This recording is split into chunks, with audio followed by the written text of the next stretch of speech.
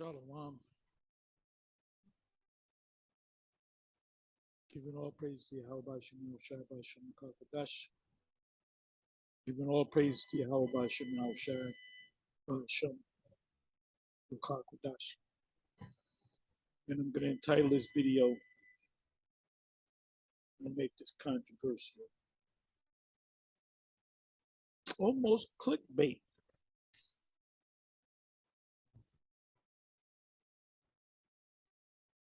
Is it biblical to deal with your niece? Is it biblical to deal with your niece? You know what I mean, deal with. That's the first title. The second title is,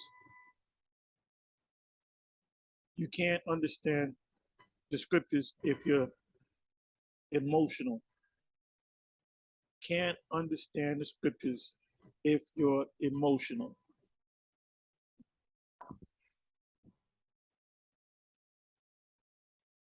Oh, this is, you see this page, I was listening to this. This is the Minister of Wellness, Nathaniel Jordan. You know, he's come on. I heard him, first time I heard him was on XM Radio, and I went to the YouTube page. This is now 2 years ago, something like that. And he's pretty much, I don't know if y'all know about Gary Knoll, another person that's heavy into, how can I say, naturalistic instead of holistic, which is like herbs and proper diet. But Nathaniel Jordan and Gary Knoll both say you can't eat meat at all, period. But the Bible says you can eat meat. And Nathaniel Jordan been challenged on that. You know, he knows a lot about the body and medicine. And now he's on more of a Hebrew Israelite trip. So you'll hear more of him. But anyway, he has got a lot of good things. But the meat thing he goes off on. How you gonna keep the Passover? Gonna have meatless lamb? Anyway, this video popped up. St. Louis. That's everybody's auntie or mama. A sister collapsed and dies in the middle of eating herself to death at Jasper's restaurant. And we already know the story. We can already, you know, that basically most Jakes eat like the clumps at the dinner table. They'll eat a lot of meat. They'll eat a lot, and the unclean meats, and a lot of carbs. They load up on carbs, and they load up on too many proteins, which you can get sick from that. You can die, and she actually died. Scriptures speak about a glutton. You know what? Let me do this. Right here. Let me go to glutton. Go to glutton.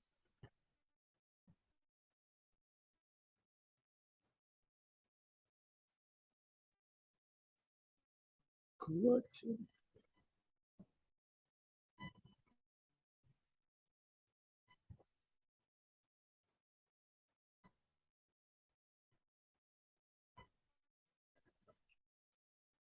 Let me do it this way.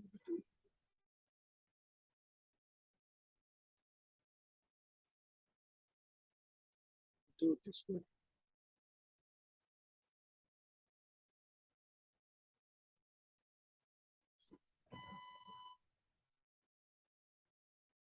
Matthew 11.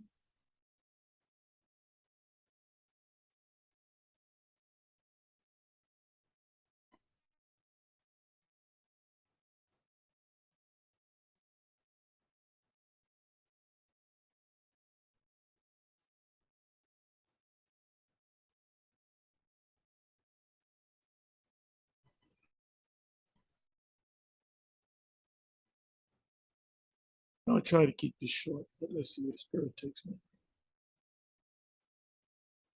Son of man, came eating and drinking, and they say, behold, a man gluttonous and a wine bibbler, his son the publicans, the sinners, but wisdom justified of her children.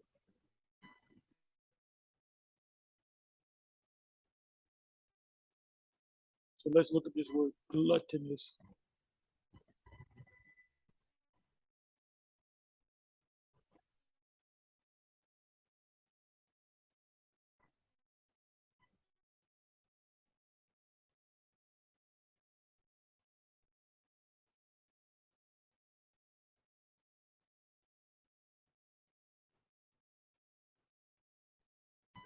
A ferocious man, a glutton.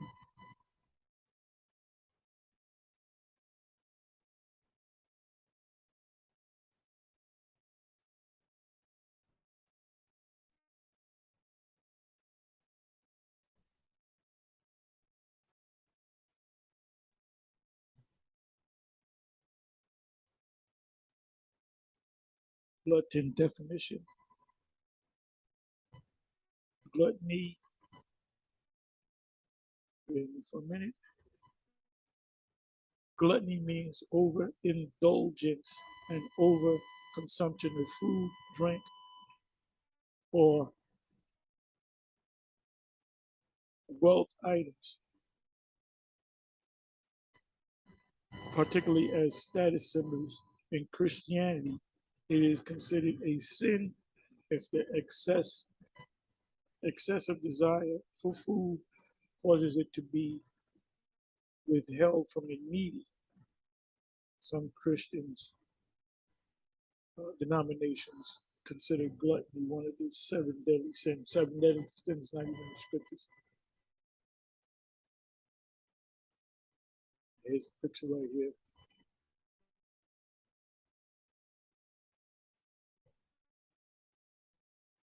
And hey, not nothing but look at the hairstyle. Looks just like the black woman in the picture. You got a slave, which looks like a slave there, and he's just eating. Look at his stomach. Look at that. But you can die eating like eating that in that way.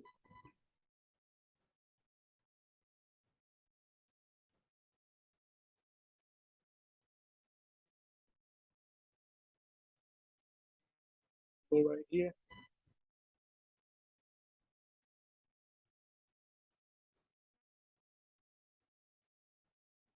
See if that's anywhere in the Apocrypha. Gluttonous for the drunkard and the gluttonous shall come to poverty, and the drowsiness shall clothe a man with rags. Deuteronomy 21:10. And they shall say unto the elders of the city, this our son is a stubborn and is stubborn and rebellious. He will not obey our voice. He is a glutton and a drunkard. Eats too much, drinks too much, plays video games all day. You know, he don't want to do nothing. The Lord says you put him to death. You mean you put a lazy son to death? Did you regret making that statement to her? We're gonna get into that. So let's look up the word glutton in the Hebrew. Let's do this.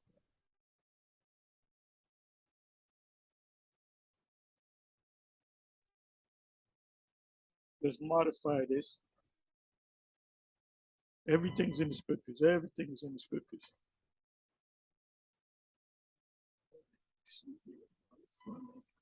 I hit the one button. Apocrypha. What?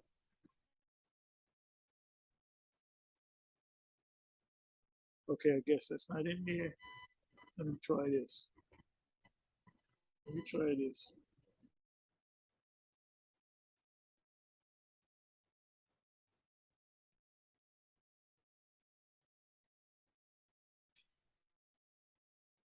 Let me try gluttonous.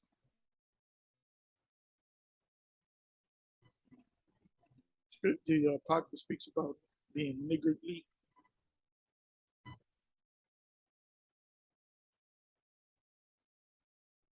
Gluttonous. I read this. Luke says the same thing. Let's modify it.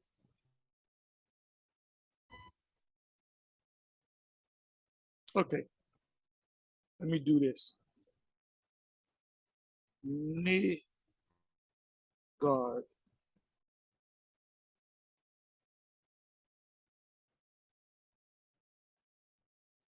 Modified Apocrypha.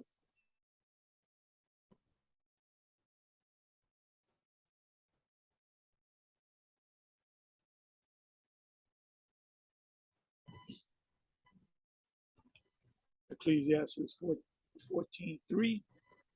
Riches are not common for a niggard.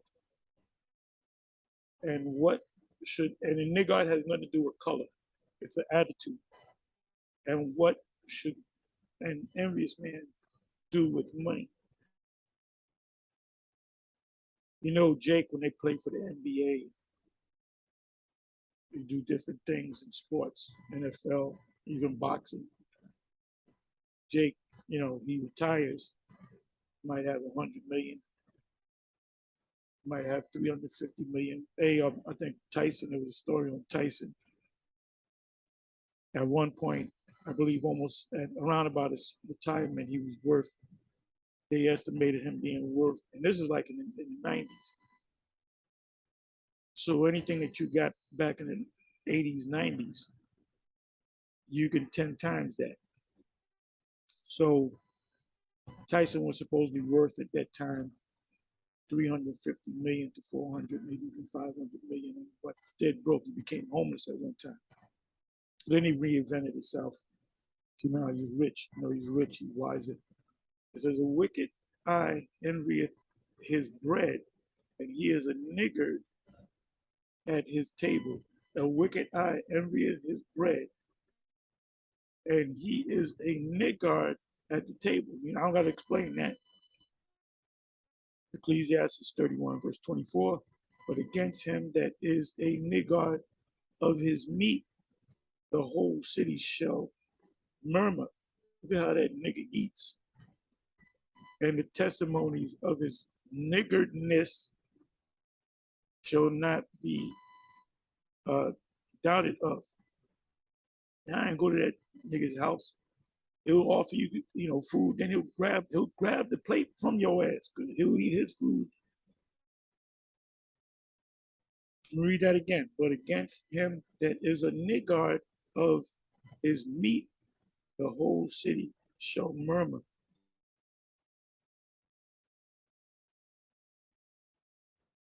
That's gossip.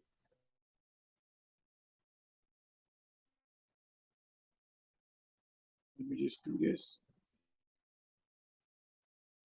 So this woman was a niggard. She was probably a Baptist. Excuse me.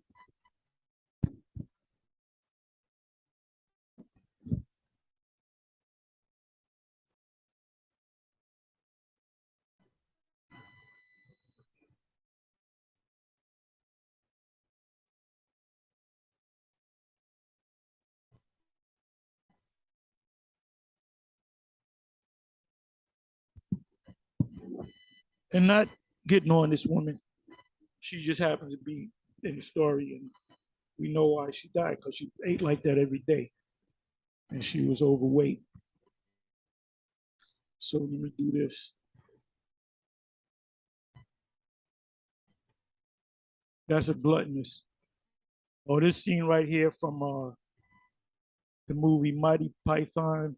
I forget the actual movie, but this guy he's constantly eating, and he's throwing shit up, and he's eating more. And that's what they did in the Roman Empire. What did they call it? Vomitorians? If I'm not, please forgive me if I'm not saying it right. Where you go to the bathroom, you do the number one, number two, but you did the number three, which you ate in the Roman Empire. If you were of a high status, you ate, and then you went to the bathroom, you threw it all up, you came back, and then you ate some more, you got up, and you threw it up.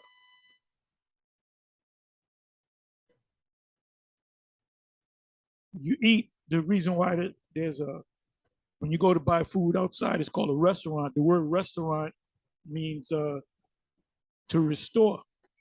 That's where you get the word restore. In other words, you're famished, you eat somebody, eat somebody, eat something, eat food, uh, so you can restore your energy levels.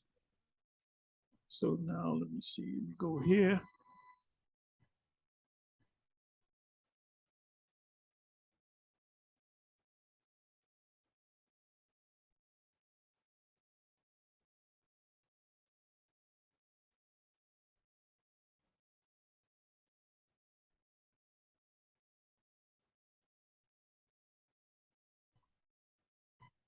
Let's see what the definition is.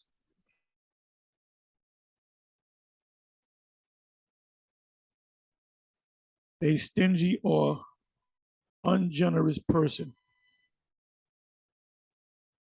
Like if somebody comes to my house, I make some food,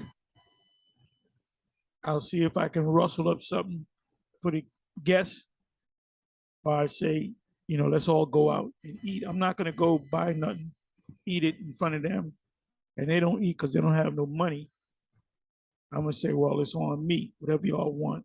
And I did that. We do that in GMS. We're supposed to do that. I remember we used to, years ago, we used to go out as a group after camp sometime. We'd catch a certain movie and we would a whole camp would go out, and there was always maybe 2 or 3 brothers that didn't have enough money, so we would just chip in. Or I would say, well, I got that brother. Somebody, well, I got this brother. Another, I got that brother. No big deal. You ain't gonna say, well, wait in the car. We'll tell you what the movie was like.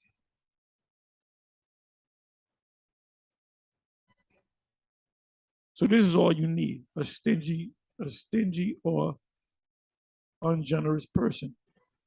Like it applies to food. It also applies to money. You got Jake that, like I said, played for the NBA, retires. He may buy his mama a house, but his close friends that he came up with, he might not help. He might not give a damn about. He might not give a damn about his mama. I don't know what is. Jake is Jake. It means stingy for a stingy person as far as money is concerned, as far as food is concerned.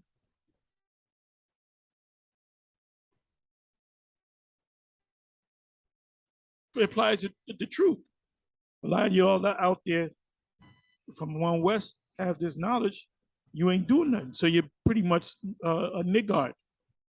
You're stingy with the truth. You don't give it to other people. The truth was given unto you, so you can give to the Israelites. Okay, so let me come back to this here.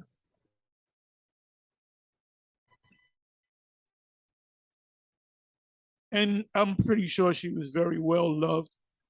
A typical Jake woman had has children. Some of them are successful or whatever. So from some, you got out of this woman, a typical black woman, they have kids that are talented. Some of them become doctors, some become lawyers, some become gangbangers, some become NBA superstars. NFL boxing stars.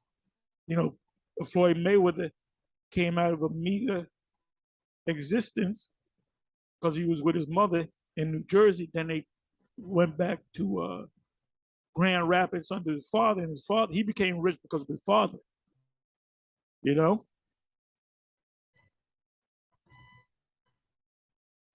so anyway, this is a lesson to you: don't eat like the clumps. Don't eat like the clumps. It's not just about what you eat. You might say, "Well, look, I'm keeping the laws. I'm not eating no pork." But yeah, but you eating 5 hamburgers. You know, every time you turn around, you got a big gulp and a honey bun. And that could, you can die. It's called SAD, sudden adult death. Many people have died eating. And I'm not talking about choking on a chicken bone. I'm talking about eating to the excess where your heart just stops. I mean, it's a shame. I'm sure she had children, she had grandchildren, maybe even some great grandchildren or whatever. But that's part of the curses too. You go around Esau, a lot of these Edomites. Hey, you go to Edomite areas, prominent, upper middle class, educated. What stores you don't see no Kennedy Fried Chicken or no Mama's Fried Chicken or no dollar stores. You'll see Whole Foods, you'll see Trader Joe's, you'll see gymnasiums. Just go to any random area in New York State or whatever, go into the neighborhoods and you can already know if there's no people walking up and down the streets. You can know what people live there based upon the businesses around them, the restaurants, the supermarkets. Because Esau is about being healthy, right? Anyway, let me come back over here.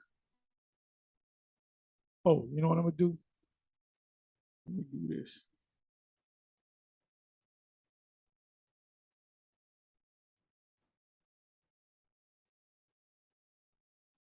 Okay, this popped up. So this inspired me to do a video. There's a video I put up. This is from GMS Rebuke the Tempter 2, do shalom to the brother, to the elder. He's from the New York camp. GMS declaring the end spot on, but this is not the okay, here it is. I'm gonna do this and click on this. This is a video I did pretty much the same time that Bishop Nate did a video on Second Ezra's 11. I didn't watch the whole video, but I, screenshotted it. And what I mean by that is I screenshot the video as it was, live or premiered, and he was going good, and then all of a sudden he said, Second Ezra's 11 is talking about America, Rome, and Great Britain. He said one was on the right side, the other was in the left side, Rome was in the middle, which is clear. Where did he get that from? If you watch this video, I said, what? But he went into the 12 Caesars. So I said, oh, he's studying. That's good. And I realized something. I said, wait a minute. One of the brothers, beloved brother, up and coming elder, he did a video. He was breaking down going into a lot of deep breakdowns. And one of the videos was on Second Ezra's 11 and Second Ezra's 12. So I said, that's where he got it from. And I said on this very video, if that's not the case, I said, please, Bishop Nate, tell me that you didn't. But then I'll apologize. But I believe you got it from him. You got to look at the timing. So this Bishop Nate is not all that deep. And the fact that he said America, he really wasn't deep. He's really not deep. He's a master of regurgitation. Okay, so this is GMS Rebuke the Tempter 2. Notice on his comment board, no little to no scriptures, just a whole bunch of cheerleaders.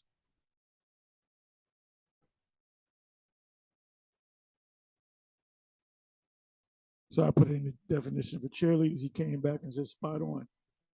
So I'm looking at the and that's true. They just they went with it. Yeah, that's I would teach it that way.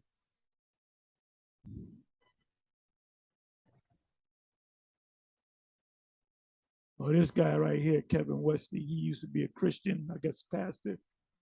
And now he don't believe in the Most High, don't believe in the Bible. He's he comes against the Bible. And the reason why, because he actually went deep into the Bible and came across certain scriptures like rape and other doctrines. He said, "Nah, I can't believe." He got emotional. One of the titles in this particular video, you have the word emotional. By the way, Second Ezra chapter 11, you see this right here. This is the brother that, which is Bak Bak Bakar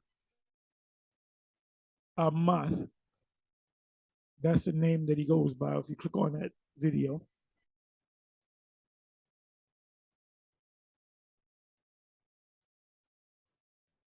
okay, there was another. I'm just checking these.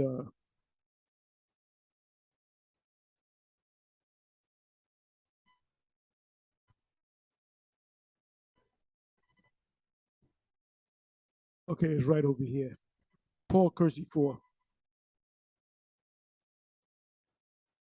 Apostle Tahar. And this is one of the top members of IUIC. And they still stuck on that emotion, dealing with the grape doctrine. So he says, Apostle Tahar, do you ever regret bringing out the grape doctrine? People still bringing it up. Yeah, and those people that are bringing it up are not deep people. They're full of their emotions, just like you. Because we made it crystal clear.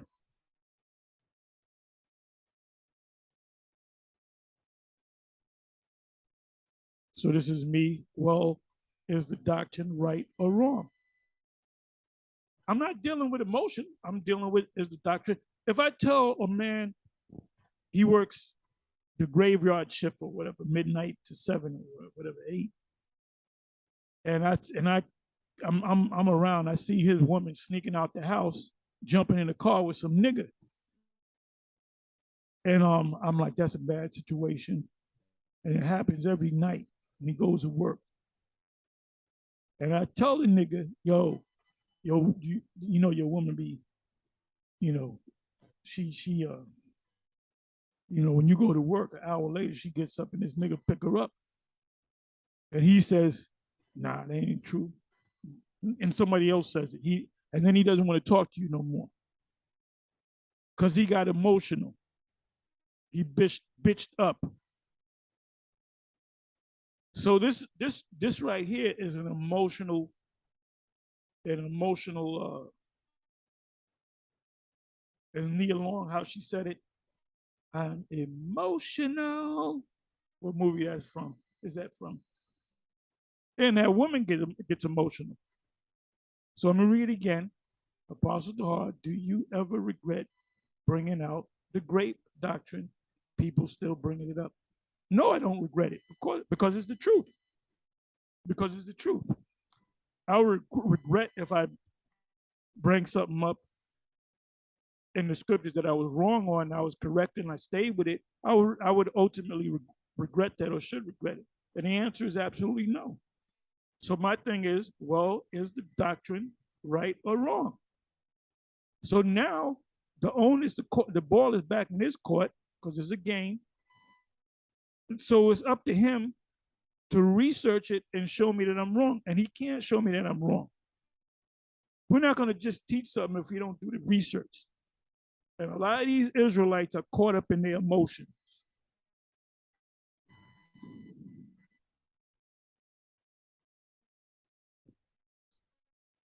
And I'm not even going to go into it because I went into it. You should have saw the videos I did how many years ago, 10 years ago, 8 years ago, whatever. You should have watched the videos instead of getting emotional.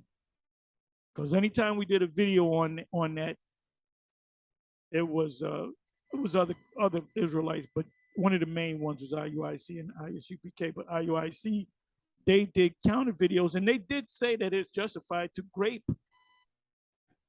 a woman. In the case of Judges, was that Judges 19, Judges 20? Somebody said there was Asaph that said, You can only do it in an emergency situation. So they got caught up in their emotions. Like I said, you can't learn this truth if you're caught up in your emotions. If you go into the scriptures and you read it like a Baptist, you ain't gonna understand a damn thing.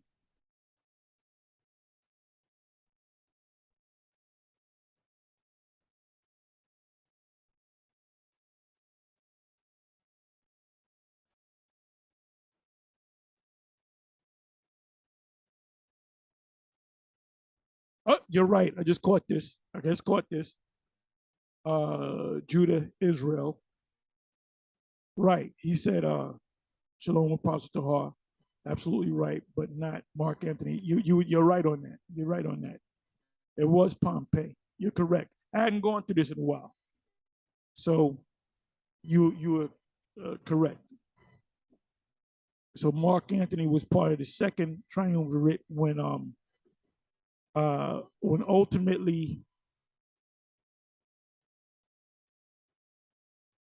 the first triumvirate was Julius Caesar, Marcus, Crassus, and Pompey. And then Mark Antony comes along. There's a whole different other history, but you're right. You're right on that. You're correct. Because I hadn't gone through this in literally in years.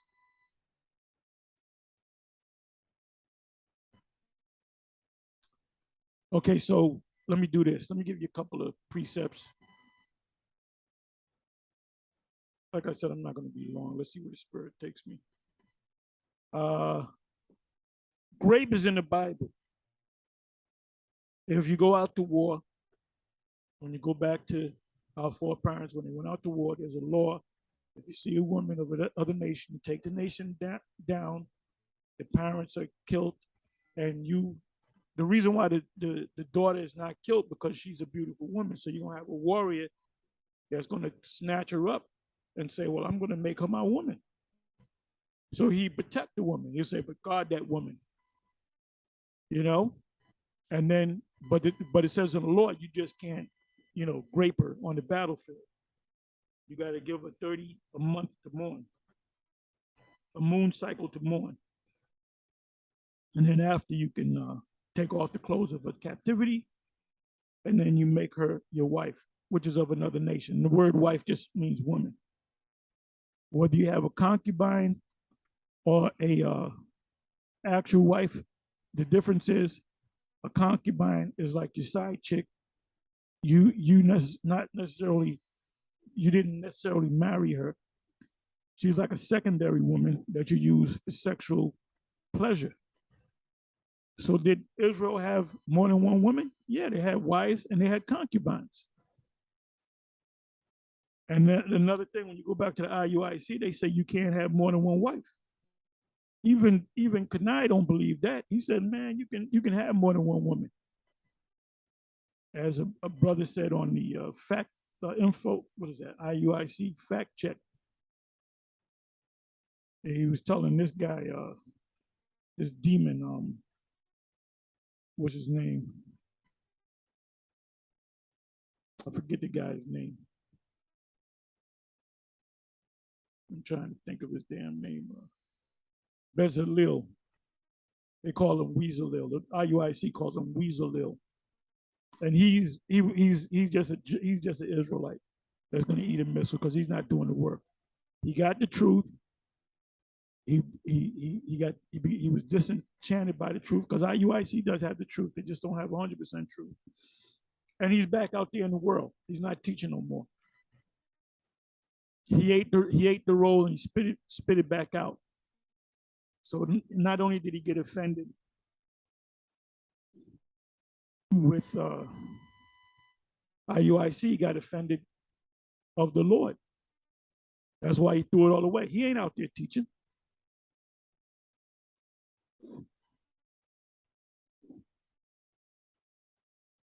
Okay, so let me Deuteronomy 21.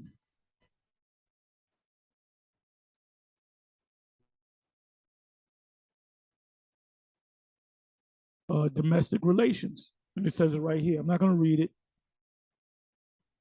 You're in the midst of a battle. Thou hast taken them captive, and see if among the captives of another nation a beautiful woman. And you know the rest of the story. She should cut her hair and her nails, put off the garments of her captivity, and then you are to go into her and pop her after a month. And it says, and she shall be thy wife. And the word wife is from the Hebrew word. That's why you got to go into the Hebrew.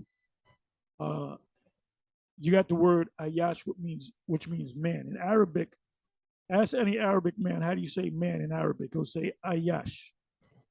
How do you say woman? They'll say Aisha or ayash, ayasha, which is the feminine way of saying man. That's what the word means. If you click on it, if you carry yourself and think like a scholar, you'll see it. Instead of getting emotional, instead of guessing, well, let's prove she was an Israelite woman because you can't have a wife of another nation. You can only have a concubine. Well, the word here is woman. She's going to become your woman. Oh, right here. If a man have two wives, so you can have two wives. You can have 5 wives. King Solomon had 1,000 women. David had many women, and the Lord told him, if you wanted more women, I would give you such and such. So stop getting emotional. Also,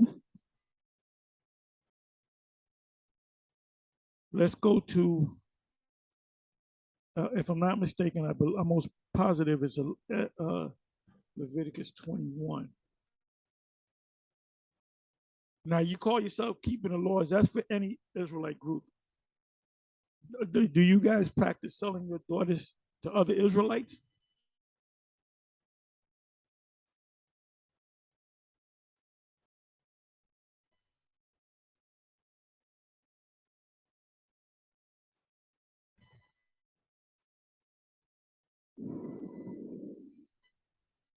Hold up, let me see if I'm in the right.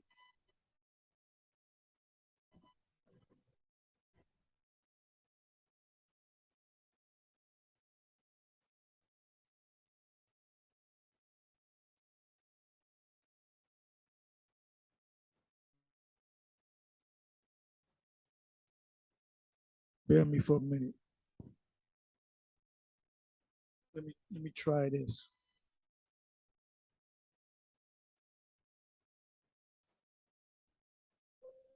That's not it.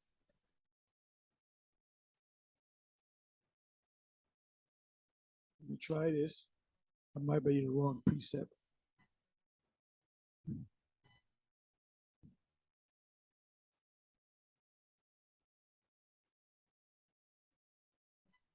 Bear me for a minute.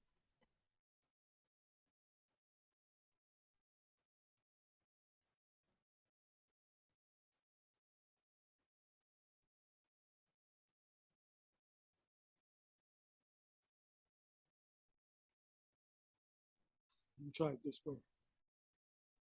It might just be in Exodus 21. Try it one more way.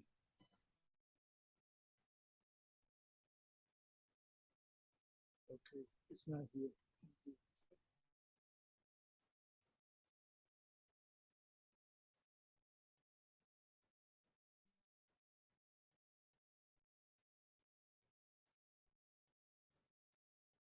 Okay, it's Exodus 21.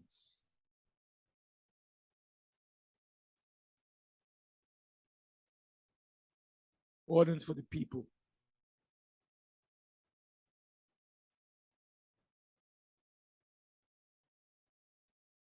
I'll start from the first verse. Now these are the judgments which thou shalt set before them. If thou buy an harlot, a Hebrew servant, 6 years, and this is Moses talking to the Israelites. So there was Hebrews that owned other Hebrew, but it was a 6-year period. If it was a man, 6 years he shall serve, and in the 7th he shall go out free for nothing. And then you're supposed to give him substance that he doesn't go and become a servant under anybody else. So he can get servants. And that's how a son of Israel became well off or rich. The case with Jacob and Laban. It says, if thou buy an Hebrew servant 6 years, he shall serve, and in the seventh he shall go out free from nothing. If he came in by himself, he shall go out by himself. If he were married, then his wife shall go out with him.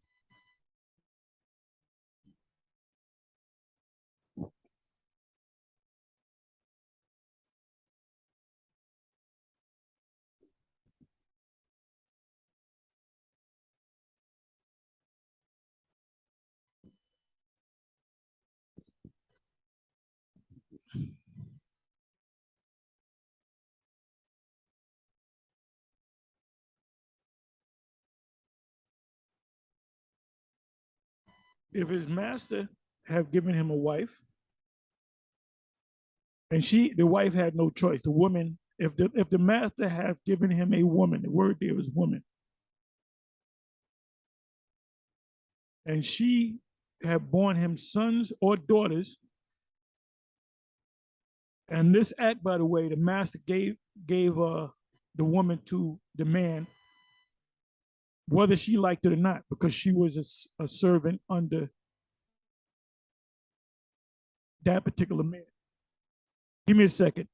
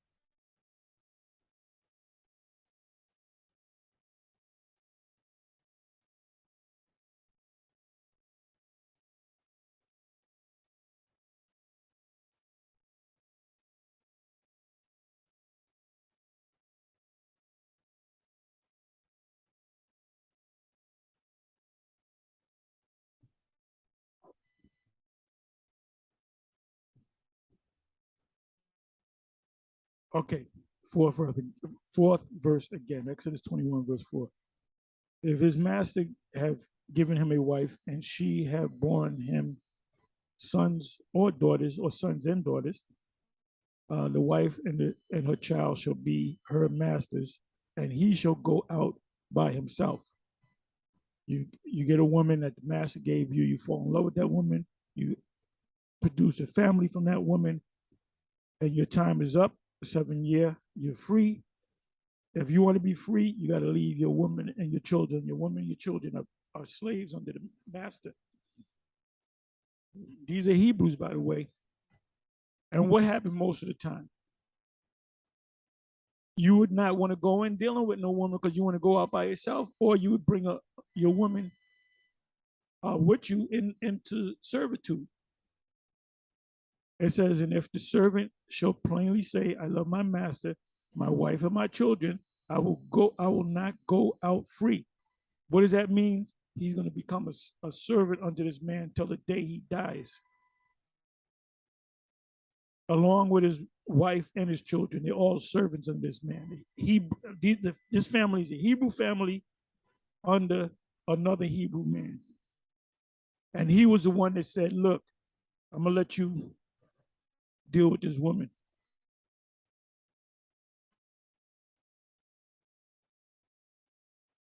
And the master wanted you to like one of the women servants, because you produce more slaves for him, and possibly you're going to keep this man forever. This is what the law says, man. Don't say keep the law, keep the law, keep the law, and you don't even read the law and study the law.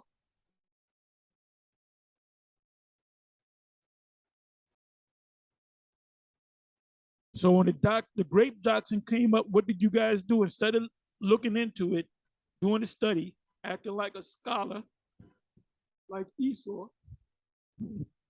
you got all emotional. Even to this day, this was what, back in 2012, 2013.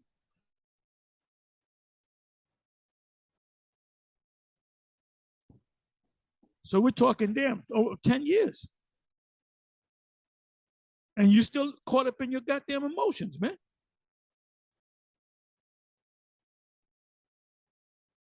This is why GMS says we have 100% truth.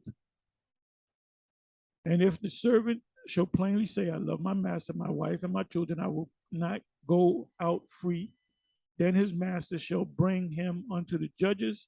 He shall also bring him to the door or unto the doorpost, and his master shall bore his ear through with an awl, and he shall serve him forever. Now, the charagma, which most Israelites don't understand, the MOTB is nothing but a digital oil. So when the Lord comes back and you say, Lord, well, save me too, you can't be saved because he's going to see that you're going to see the charagma on you, and he's going to see that little light from the luciferase either shining on your from your forehead or your hand, and you're going to get passed by.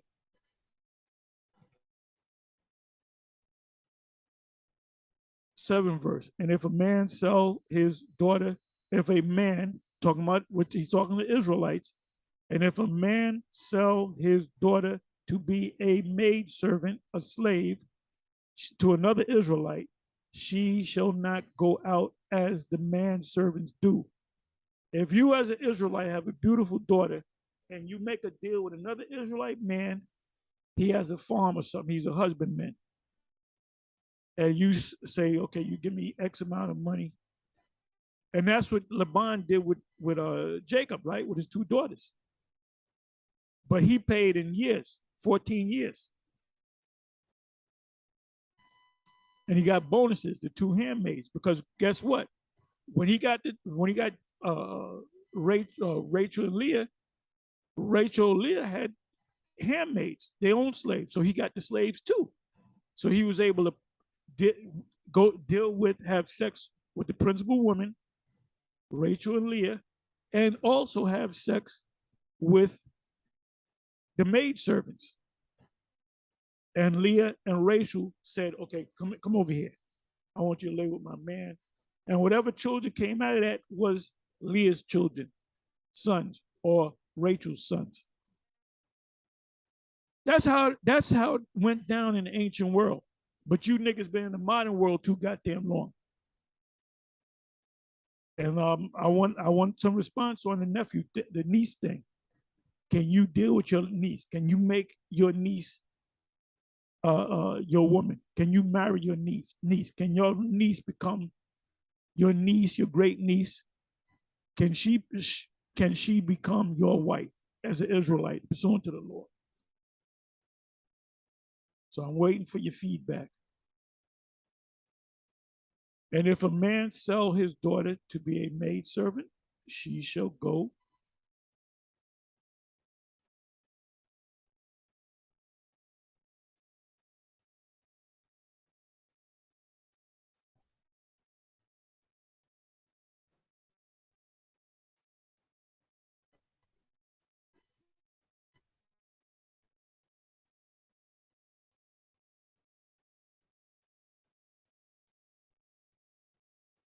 So I read that.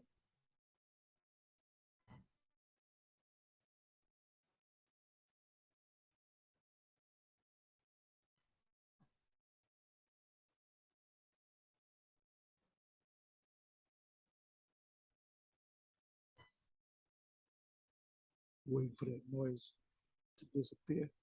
8th verse. If she please not her master, meaning he had sex, the man could buy the woman and do whatever, put her out in the field, put her, make her cook. Uh, he can make her, she can become his wife, whether she liked it or not, because he owns her. And this is what the slave master did. He laid with the slave woman, and it was technically lawful, but to lay with your woman servant in slavery, I'm talking about chattel slavery, and then give it to a man, that's adultery. If she please not her master, meaning sexually, who hath betrothed her to himself, then shall he let her be redeemed, bought back, to sell her unto a strange nation. He shall have no power, seeing he have dealt deceitfully with her. Strange meaning another Israelite. You wasn't going to sell an Israelite woman to an actual another nation. That's a whole nother topic. And if he have betrothed her unto his son. Now, he might have got the girl when she was 11, 12 years old. And he might say, I'm going to deal with her. Or I'm not going to deal with her. I'm going to deal, my son is 13 years old or 14 years old. I'm going to give him a gift. This Israelite woman. So he can decide to lay with the woman, or he can decide to give that woman to his son. It says in his, and if he betroth her unto his son, he shall deal with her after the manner of daughters. In other words, she's no longer a slave. She's the master's daughter-in-law. She became a part of the family. So if his son moves on, he can move on with his wife that his father gave him. If they have children, the son can move on with the children and the wife. If he take him another wife, her food, her remnant, and her duty of marriage, meaning you got to deal with her in the bed, shall he not diminish. And if you do not these three unto her, then shall she go out free without money. That's if you marry your servant.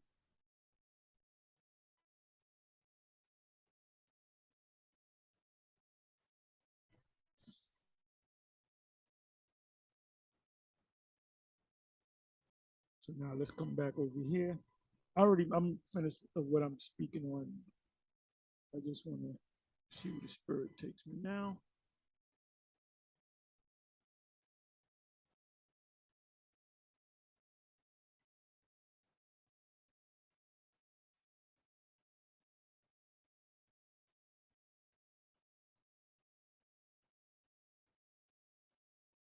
Let me go to notifications again.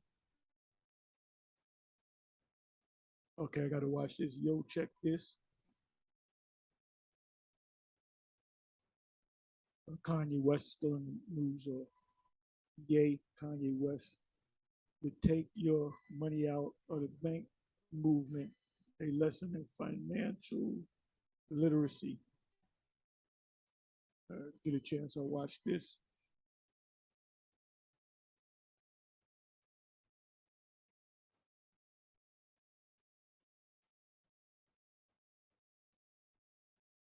I got to watch this.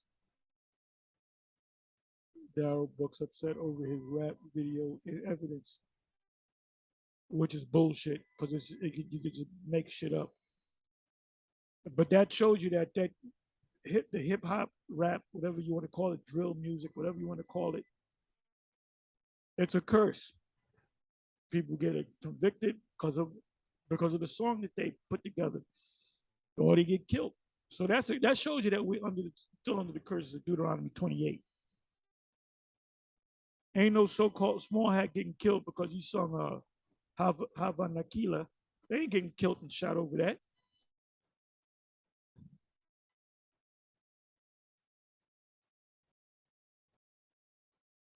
Uh-oh, silver shortage. I gotta watch this.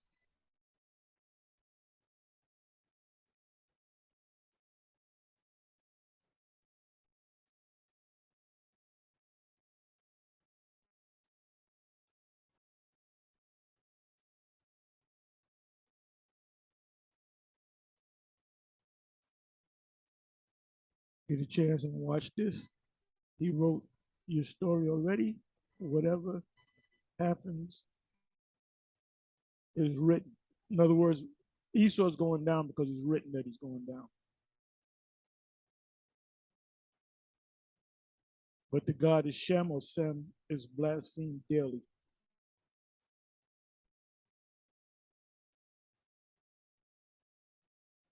Anyway, with that, I'm going to say shalom. Tell the spirit hits me again. Shalom.